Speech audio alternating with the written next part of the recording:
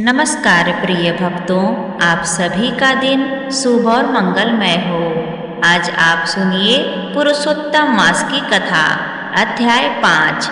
देवर्षि नारद ने भगवान नारायण से जिज्ञासा की, हे प्रभु, जब अधिक मास ने अपनी करुण व्यवस्था भगवान के सामने कही, तब भगवान श्री हरि ने उससे क्या कहा? कृपा करके विस्तार से बताइए। भगवान नारायण बोले, हे नारद, ध्यान पूर्वक सुनो। जब अधिक मास अत्यंत दुखी होकर भगवान के चरणों में गिर पड़ा और मूर्छित हो गया, तब भगवान के संकेत से गरुड़ उसे अपने पंखों से हवा करने लगे। कुछ ही क्षणों में अधिक मास को चेतना आई। वह पुनः विलाप करते हुए बोला, हे प्रभु, मेरी रक्षा कीजिए। मैं आपकी शरण में आया हूँ। आप मेरी उपेक्षा क्यों कर रहे हैं? उसकी करुण पुकार सुनकर भगवान विष्णु दयालु हो उठे। उन्होंने स्नेह से कहा, हे वत्स, उठो, धैर्य रखो, शोक मत करो, तुम्हारा दुख अब दूर होगा। यह कहकर भगवान कुछ क्षण विचार में डूब गए और फिर बोले, हे प्रिय, अब तुम मेरे साथ चलो। मैं तुम्हें उस दिव्य लोक में ले चलता हूँ जहाँ स्वयं भगवान श्री कृष्ण पुरुषोत्तम निवास करते हैं। वही तुम्हारे दुख का निवारण करेंगे।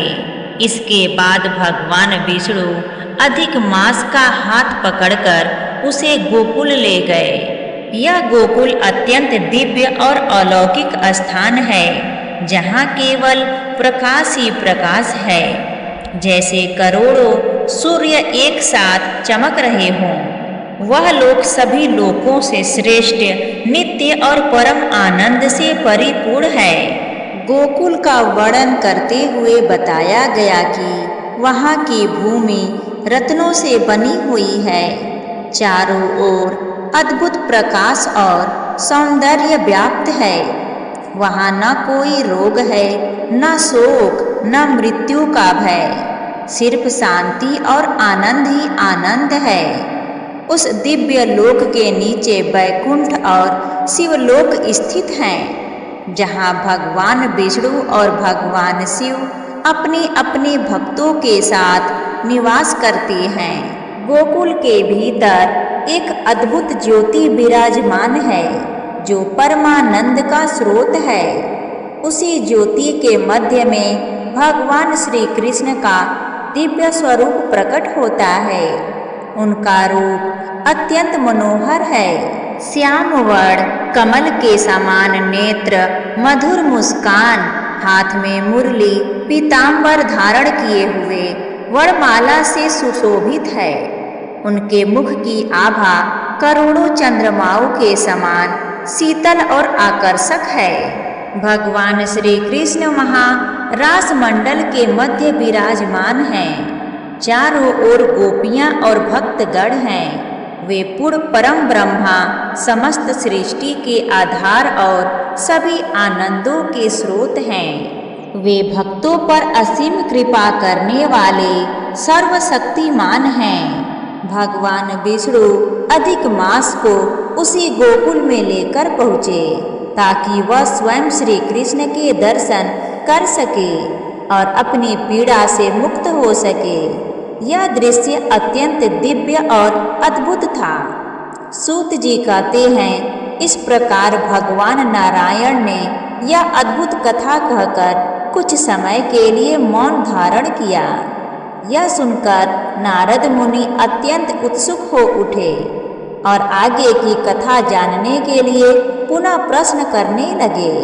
प्रिय भक्तों, यहाँ पर पुरुषोत्तम मास की कथा 5वां अध्याय समाप्त होता है।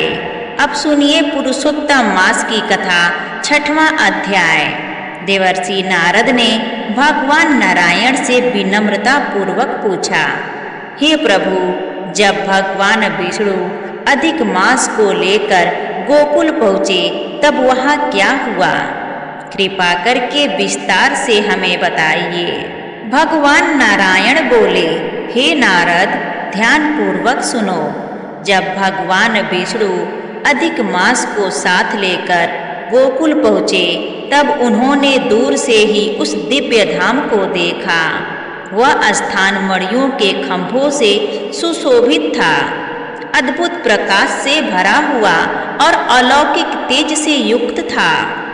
उस तेज को देखकर भगवान विष्णु के नेत्र कुछ समय के लिए चकाचौंध हो गए। फिर धीरे धीरे उन्होंने अपनी आंखें खोली और अधिक मास को साथ लेकर आगे बढ़े। मंदिर के समीप पहुंचकर द्वारपालों ने उनका आदरपूर्वक स्वागत किया। भगवान विष्णु अत्यंत प्रसन्न होकर भीतर गए और वहां रत्नमय सिंहासन पर विराजमान भगवान श्री कृष्ण को प्रणाम किया। श्री कृष्ण गोपियों के मध्य रास मंडल में विराजमान थे। श्याम वर्ण मुरलीधारी पीतांबर धारण किए हुए अत्यंत मनोहर और दिव्य स्वरूप वाले भगवान विष्णु ने हाथ जोड़कर उनकी स्तुति की। हे गोविंद, आप गुणों से परे, अविनाशी, अद्वितीय और संपूर्ण सृष्टि के आधार हैं। आप रास लीला के स्वामी, भक्तों के प्रिय और परम आनंद के स्रोत हैं। मैं आपको बारंबार नमस्कार करता हूँ। स्तुति के बाद भगवान विष्णु को श्री कृष्ण की आज्ञा से सिंहासन पर स्थान मिला। फिर उन्होंने कांपते हुए अधिक मास को आगे लाकर श्री कृष्ण के चरणों में प्रणाम कराया।